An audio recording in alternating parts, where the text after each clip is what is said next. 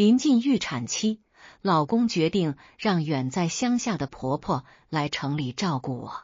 然而，意外的是，婆婆不仅自己来了，还带上了那个离婚后一直待在家的小姑子。这天，老公下班回家，带回了我一直惦记的大闸蟹。小姑子主动提出要做，她忙了半天，端出来一盘花雕醉蟹。我期待的清蒸大闸蟹，结果成了麻辣十足的醉蟹。我顿时心生委屈，眼泪忍不住掉了下来。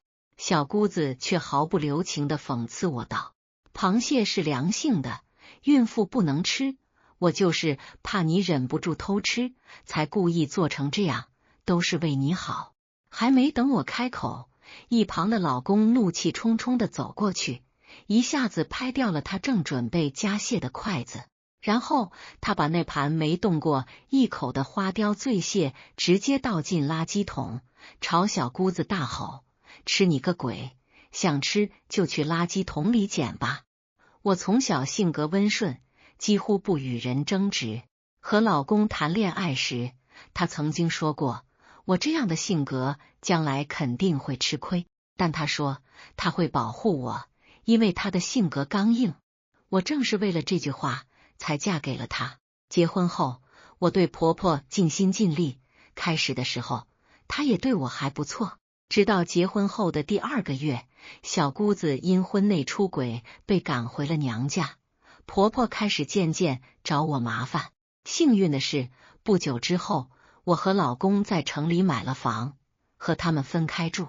1年后，我怀孕了，肚子越来越大，老公工作也很忙，怕我一个人在家不方便，便提出让婆婆过来照顾我。我答应了，但没想到婆婆来了，竟然把小姑子也带了过来。我开门看到他们的一刹那，愣了一下，随后笑着迎接道：“妈，妹妹，你们来了，快进来坐。”话音刚落，小姑子就毫不客气地推开我，走了进来，东张西望地环顾四周。她看着我，带着嘲讽的口气说道：“嫂子，哥给你买的房子这么好，难怪你不愿意回老家了。”听到她的话，婆婆冷哼了一声，插嘴道：“家里的破房子怎么能容得下人家这尊大佛？也就你哥傻，辛辛苦苦赚的钱，买个房子还只写了他的名字。要不是她怀孕不方便，我们根本没有机会踏进她家门。”我愣了一下，随即赶紧讨好地说：“怎么会呢？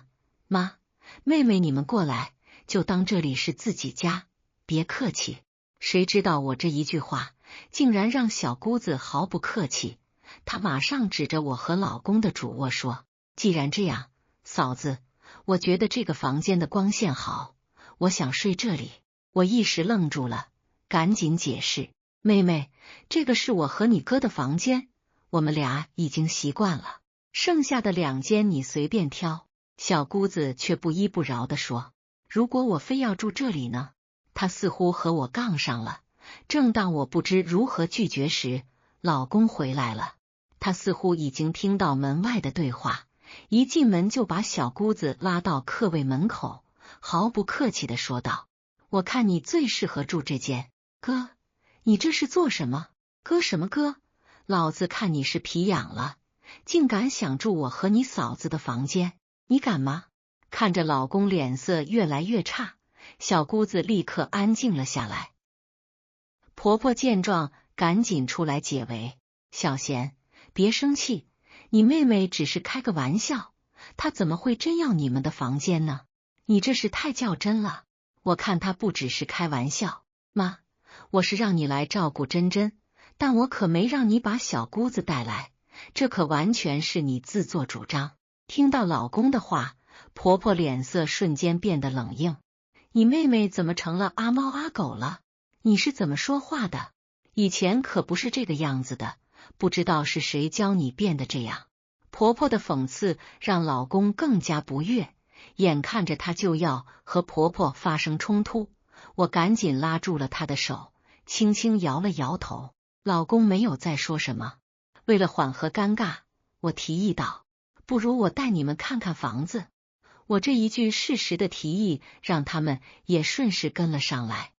我们走到衣帽间时，小姑子的眼睛瞬间亮了起来。她看着我那一排排的名牌衣服和包包，眼中闪烁着贪婪的光芒。哇，嫂子，这些衣服和包包真是贵得惊人，我哥真是舍得给你花钱啊！小姑子口中充满嫉妒，却不知道这些衣物和包包都是我自己用稿费购买的。妹妹，买了房子后，你哥手头确实紧了，但这些东西全是我自己花钱买的。听到我的话，小姑子冷笑了。嫂子，你可真会打肿脸充胖子，你一个不工作的，哪里来的钱？不还是我哥给你的吗？妈，你看我哥，平时我向他借点钱，他总说没钱，看来这些钱都给嫂子花了，真羡慕嫂子的命。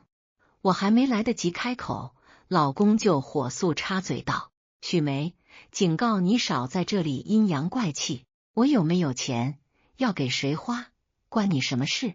你家住海边，管得可真宽，你还敢提向我借钱的事？10几年里我借你多少，怎么没见你感激我？你是不是把我当冤大头了？你以为我得供着你吗？既然你提了，那我告诉你，赶紧把我之前借你的30万还给我。听到这话，小姑子的脸瞬间变得惨白，她转头看向婆婆，似乎在寻求帮助。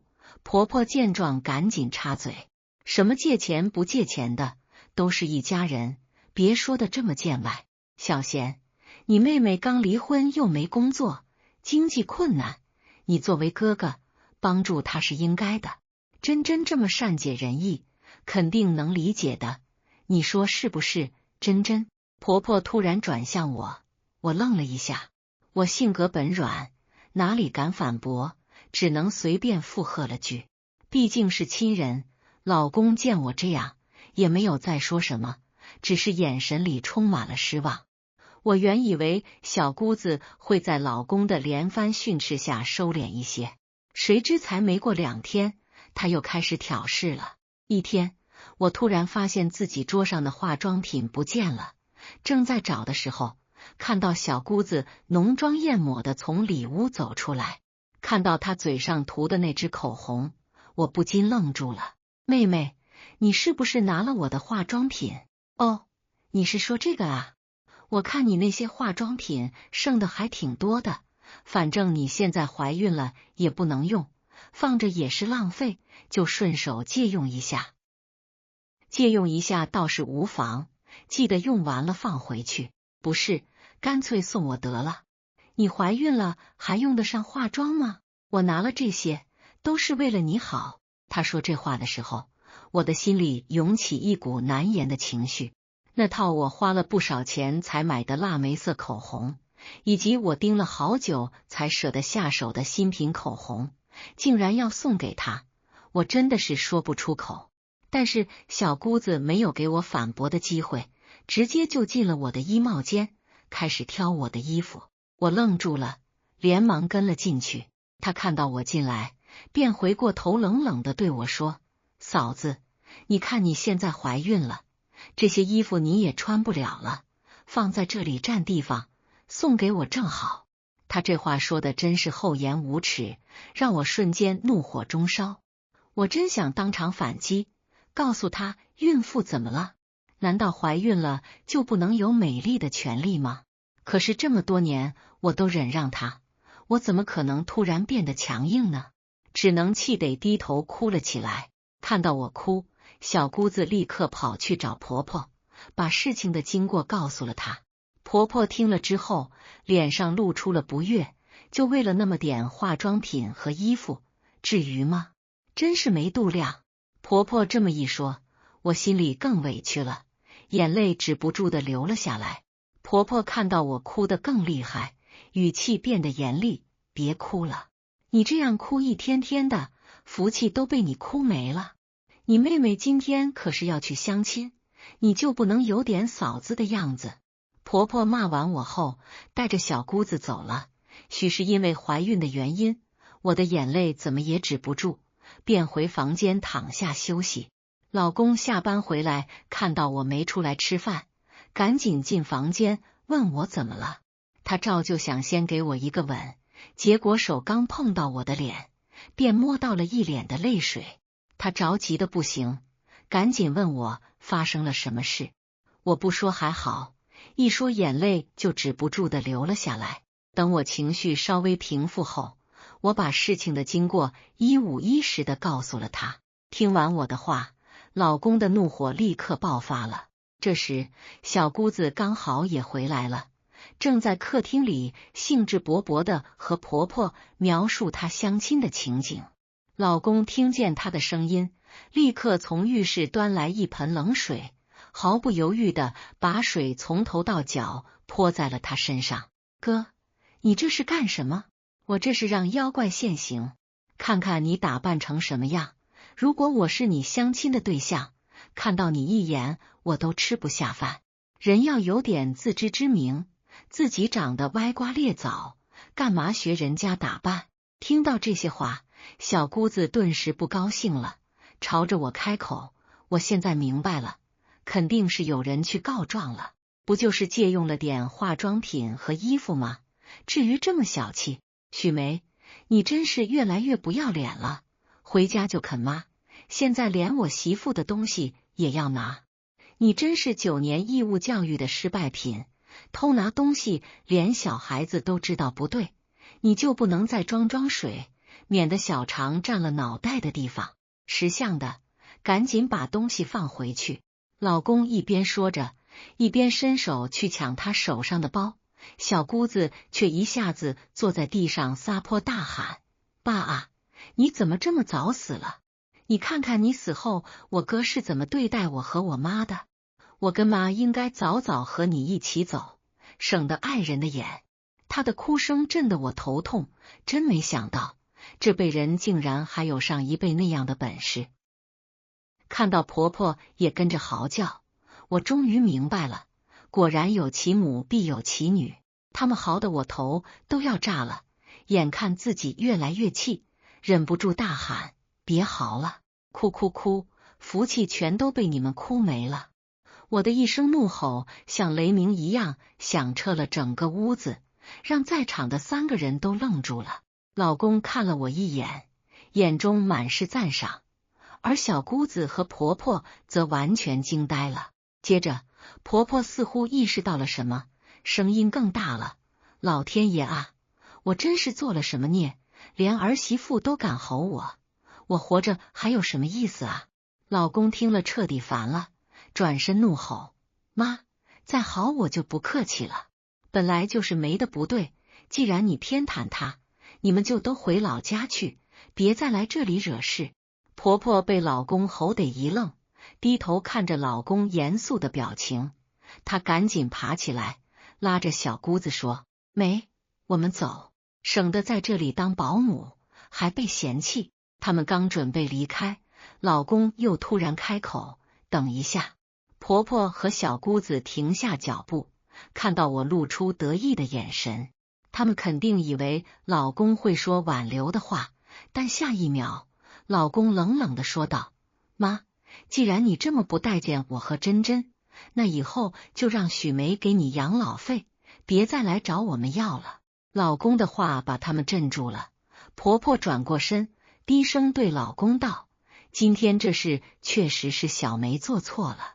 然后她转过头，狠狠掐了小姑子的胳膊，骂道：你个死丫头，什么好东西没见过，怎么什么都想要？赶紧把东西还给你嫂子。婆婆一发话，小姑子不情愿的把所有东西都还了回来。我清楚的看到她眼中满是不甘。这一场冲突过后，我发现婆婆和小姑子似乎收敛了很多。我正想着终于能和平度过这段日子，老公却提醒我别太真真。果然，接下来的日子里，每当我下楼散步，总能感觉到小区里的一些大妈投来的异样目光。直到有一天，我和我的马子搭子安宁一起散步，走到小区游乐区的拐角时，听到了婆婆的声音：“哎，老沈，我真羡慕你，能有一个既能赚钱又会持家的儿媳妇。你知道吗？我家那个珍珍结婚后就一直待在家里不赚钱，还总是拿我儿子的工资挥霍。你没看到她的衣帽间吗？里面的衣服和包包挂得比商店里还多，真是败家。”听着他们一边说着我的坏话，我刚想走过去揭穿他们，却看到安宁突然拉着我走了过去。妈，妹妹，你们也在这里啊？安宁一开口，我立刻向她打招呼，看到她翻了个白眼，忍不住拉着我走到婆婆面前。妈，你不是一直想感谢带我一起写作赚钱的邻居吗？这就是她，珍珍。听到安宁的话，沈阿姨惊讶地站了起来，拉着我说：“珍珍，原来是你帮了我们家安宁啊！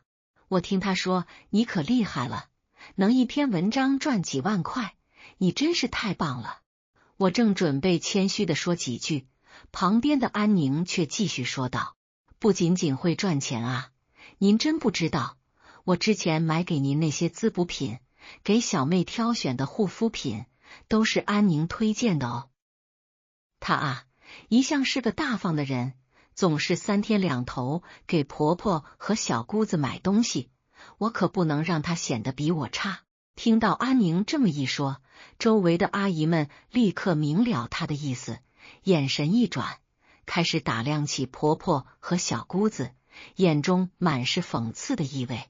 沈阿姨素来是个直率的人，听完安宁的话，她立刻联想到了刚才婆婆和小姑子说的那些话，立马回击他们道：“我说你们母女俩真是有意思，珍珍这么能赚钱，又那么慷慨，怎么就成了你们嘴里那个靠老公的小气蛀虫？少吃点盐吧，天天在这里胡乱说些不着边际的话，怎么的，嘴里抹了开塞露了吗？还有，我通常不喜欢让人难堪，但如果我真这么说，那就是真的想让你们难堪。”沈阿姨的话像炸弹一样，让婆婆和小姑子脸色一变，两人无话可说，最终灰溜溜的离开了。我见状，对沈阿姨露出了感激的笑容。我感激的拉着沈阿姨的手，眼眶泛红：“谢谢您今天帮我说话，要不是您，我都不知道该怎么反驳他们。”沈阿姨拍了拍我的手，爽朗的大笑：“跟我客气啥？这种颠倒黑白的人就该治治，以后谁要是再敢说你坏话，你尽管告诉我。”她说话时特意提高音量，让不远处还没走远正嘀嘀咕咕的婆婆和小姑子听得一清二楚。小姑子当即翻了个白眼，而婆婆则冷哼一声，扯着小姑子的胳膊加快脚步离开，那模样活像被戳穿谎言的小丑。安宁也在一旁搂着我的肩膀：“就是咱们可不能让某些人欺负了去。对了，珍珍，我最近联系了几个出版社的朋友，他们对你的作品很感兴趣，说不定能出个实体书。”我惊喜地瞪大眼睛，怀孕后因为身体原因，我已经减少了写作量，每天深夜等所有人睡去，我才能拖着笨重的身子坐在书桌前，在台灯下敲下一个个字。那些被疲惫和困意笼罩的夜晚，那些独自构思情节的时光，此刻竟有了开花结果的可能，泪水又一次不受控制地涌上眼眶。真的吗？安宁，这太不可思议了！我声音发颤，紧紧握住她的手。安宁笑着点头，从包里掏出平板电脑，调出几封邮件：“你看，这是编辑给我的回复，他们觉得你的文风很有特色，尤其是那篇关于女性成长的小说，他们特别感兴趣。”我看着屏幕上的文字，心中的喜悦如同决堤的洪水般奔涌而出。回到家，我刚打开门，就闻到一股刺鼻的中药味，那味道混合着某种酸涩和腥气，直往鼻腔里钻。婆婆正端着一碗黑漆漆、表面还浮着油花的药汤站在客厅，看到我回来，立刻板着脸说：“赶紧把这碗药喝了，我特意找老中医开的，说是能让孩子更聪明。”那碗药在她手里冒着诡异的热气，浓烈的苦味弥漫在空气中。我皱着眉头后退一步，胃部不禁一阵抽搐，闻到那股味道就一阵恶心。妈，我去医院产检时，医生说过不能随便喝外面的中药，万一有副作用怎么办？小姑子从房间里探出头来，阴阳怪气地说：“嫂子，你这是不信任妈？妈可是为了你和孩子好，你这样拒人于千里之外，可就太不知好歹了。”她倚在门框上，涂着艳丽指甲油的手指轻轻敲打着木门，眼神里满是挑衅，红色的美甲在灯光下闪烁，像极了她不怀好意的心思。老公恰好这时下班回来，看到这一幕，脸色瞬间阴沉下来，额头上的青筋都隐约可见。谁让你们乱给珍珍喝药的？医院开的营养品还不够喝？他将公文包重重地摔在沙发上，发出咚的一声闷响，包上的金属扣与木质地板相撞，发出刺耳的声音。婆婆把药碗重重地放在茶几上，溅出几滴褐色的汤汁，在浅色的大理石茶几上留下刺眼的痕迹。你这孩子怎么这么不懂事？我是过来人，还能害了你们不成？老公冷笑一声，拿起手机翻出产检报告，手指在屏幕上快速滑动。医生明确说过，除了医院开的维生素和钙片，其他补品一概不能吃。你们要是真为珍珍和孩子好，就别在这添乱。小姑子突然尖叫起来，那尖锐的声音如同指甲刮擦玻璃。哥，你太过分了，妈辛辛苦苦熬的药，你就这么糟蹋？说着，他竟然抓起药碗就往我身上泼。我本能的往后躲，还是有几滴热汤溅到手臂上，滚烫的液体瞬间灼伤皮肤，烫得我眼泪瞬间涌了出来。那灼热的疼痛从皮肤表面迅速蔓延，仿佛有无数只蚂蚁在啃噬，又像是被烈火灼烧。我忍不住发出一声痛呼：“曲梅！”老公怒吼一声，冲过去一把揪住小姑子的衣领，将她整个人提了起来。小姑子被吓得脸色苍白，双腿直打哆嗦，双手在空中胡乱挥舞，项链上的吊坠晃来晃去。婆婆也愣住了，随即反应过来，扑上去想拉开老公：“你疯了？那是你亲妹妹！”我看着老公发红的眼眶，手臂上的烫伤虽然疼，心里却涌起一股暖流。我强忍着疼痛，拉住老公的手，轻声说：“别冲动，别伤了和气。”老公转头看着我手臂上迅速红肿起来的红痕，眼神里满是心疼和愧疚。“对不起，珍珍，都怪我没保护好你。”他小心翼翼地托起我的手臂，对着伤口轻轻吹气，仿佛这样就能减轻我的痛苦，嘴里还不停地念叨着：“都怪我，都怪我。”第二天，老公直接请了假，一大早就带着我去医院做了详细检查。医院走廊里弥漫着消毒水的味道，挂号处、检查室门口都排着长长的队伍。好在只是轻微烫伤，医生开了些药膏，叮嘱我们要按时涂抹，防止感染。从医院出来后，老公径直带我去了房产中介。我疑惑地看着他：“我们来这里做什么？”老公握紧我的手，眼神坚定，眼中燃烧着不容置疑的火焰。“我想把这套房子过户到你一个人名下，之前写咱俩名字，是我考虑不周，让他们钻了空子。从今天起，这房子彻底和他们没关系。”我感动得说不出话来，泪水在眼眶里打转。看着工作人员忙碌的办理手续、打印文件、填写表格、核对信息。我知道，这不仅是一套房子的归属权变更，更是老公对我毫无保留的信任与爱护，是他用行动为我筑起的坚实堡垒。过户手续办好后，老公又联系了搬家公司。几个小时后，搬家工人进进出出，将婆婆和小姑子的东西都打包搬到了门口。婆婆回来看到这一幕，立刻撒泼打滚，躺在地上，双手不停地拍打着地面，尘土飞扬，嘴里还大声叫嚷着：“你这是要赶我们走？我们可是你的亲人。”老公冷着脸说：“从你们伤害珍珍的那一刻起，就不再是我的亲人了。这是我最后一次给你们面子，现在立刻马上离开。”小姑子还想耍无赖，叉着腰站在门口。哥，你别太过分了。老公直接掏出手机：“你们要是不走，我就报警，告你们私闯民宅。还有，许梅，那30万欠款，我限你1个月内还清，否则法庭见。”婆婆和小姑子没想到老公会这么决绝，骂骂咧咧的收拾东西离开了。看着他们远去的背影，我靠在老公怀里，终于松了一口气。小区的风吹过，带着些许凉意，却吹不散我心中的暖意，仿佛连空气都变得清新起来。本以为事情就此结束，没想到小姑子竟然在网上注册了小号，开始编造各种谣言抹黑我。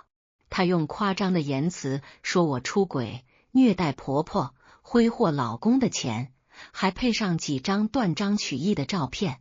有次我和男编辑在咖啡厅讨论稿件，被他偷拍到；还有我用自己稿费买的奢侈品包包，被他说成是花老公的血汗钱。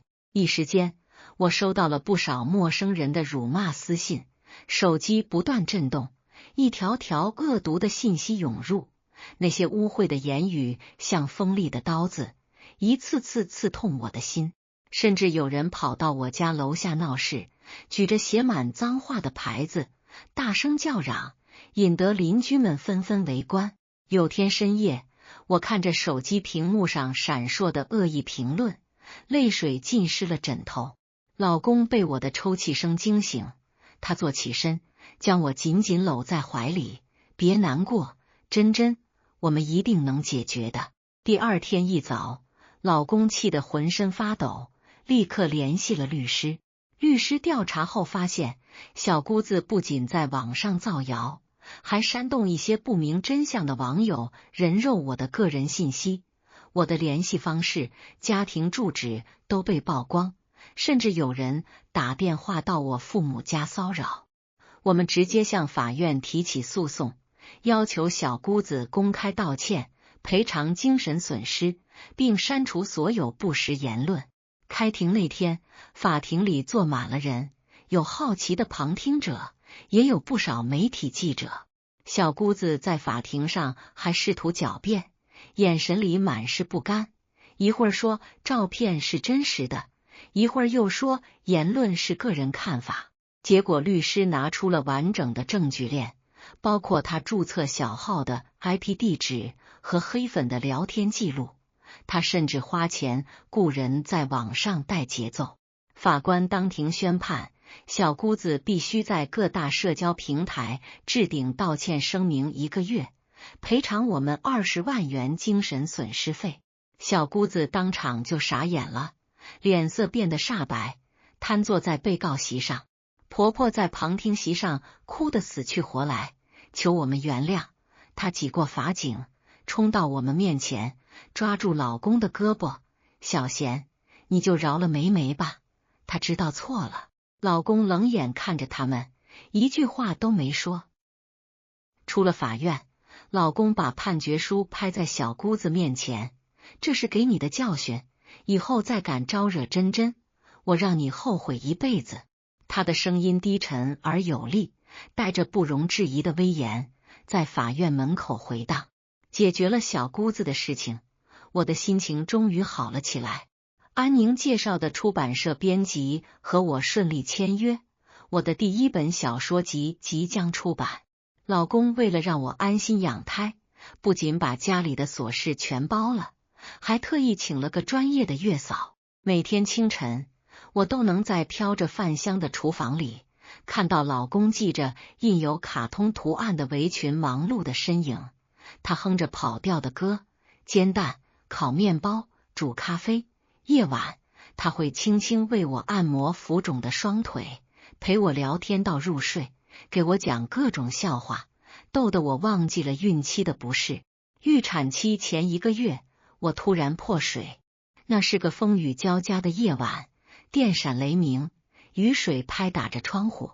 老公手忙脚乱地把我送到医院，一路上闯了好几个红灯，在产房外焦急地等待着。他不停地走来走去，额头上满是汗水，头发都被雨水和汗水浸湿，贴在额头上，时不时地透过产房的门缝张望，还和护士反复确认里面的情况。当听到孩子的第1声啼哭，老公红着眼眶冲进产房，紧紧握住我的手：“珍珍，你辛苦了。”看着怀里粉嫩嫩的女儿，我觉得所有的委屈和辛苦都值了。老公给女儿取名叫暖暖，寓意温暖我们这个小家。他那小巧的手指紧紧抓住我的衣襟，柔软的触感让我的心都化了。他的眼睛紧闭着，睫毛像小扇子一样，粉嫩的小脸肉嘟嘟的，让人忍不住想亲一口。出院那天，我们刚到家，就看到门口放着一个快递盒。打开一看，里面是小姑子寄来的道歉信和30万转账记录。信里说，他因为网上的事情丢了工作，现在四处碰壁，没有公司愿意录用他，房东也因为他的负面新闻要赶他走，终于知道自己错了。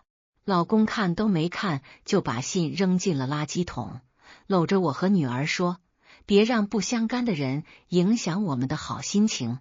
从今天起，我们一家3口好好过日子。”随着女儿的出生，我的事业也迎来了高峰。小说集出版后大卖，首印的1万册1周内就销售一空，出版社紧急加印，还邀请我参加各种签售会、文学讲座。我带着女儿一起出席活动，网友们都被暖暖可爱的模样圈粉，称我们是最美母女作家组合。在一次大型签售会上，我抱着暖暖站在聚光灯下，看着台下热情的读者，心中满是感慨。曾经那个唯唯诺诺的我，如今也能自信地站在舞台上，讲述自己的故事，分享写作心得。婆婆偶尔会打电话来，说想看看孙女，老公每次都直接挂断。直到有一天，我们接到派出所的电话，说婆婆因为在街头闹事被拘留了。原来小姑子拿着30万去投资，结果被骗得血本无归，那可是个传销骗局。小姑子不仅把钱投进去，还拉了不少亲戚朋友。婆婆一气之下就跑去小姑子的骗子公司大闹，砸坏了不少东西。老公去派出所保释婆婆时，婆婆哭着求她帮忙，鼻涕眼泪呼了一脸：“小贤，你就救救你妹妹吧，她现在都快疯了。”老公只说了一句话：“你们的事我不会再管，但看在你是我妈的份上，这次我可以帮你，以后别再来打扰我们的生活。”她的语气平淡，却透着无法动摇的决心。说完就转身离开，留下婆婆在后面哭喊。从那以后，婆婆和小姑子彻底消失在了我们的生活中。我和老公把女儿照顾得很好，我的写作事业也蒸蒸日上。我们还买了更大的房子，那是一栋带花园的别墅。暖暖的房间里贴满了她的画作，充满童趣，有她画的爸爸妈妈，还有她想象中的彩虹城堡。书房里，我的新书一本接一本的出版，书架渐渐被填满，每一本书都记录着我的成长和努力。有一次，我带着女儿在小区散步，遇到了沈阿姨。沈阿姨看着活泼可爱的暖暖，笑得合不拢嘴。珍珍，你现在的日子过得可真让人羡慕。我看着女儿和老公在前面追逐嬉戏，老公张开双臂，假装成大怪兽，嘴里发出嗷嗷的怪叫声。暖暖笑着尖叫着跑向我，投入我的怀抱。阳光洒在我们身上，将影子拉得很长很长。这一刻，岁月静好，幸福如此简单而美好。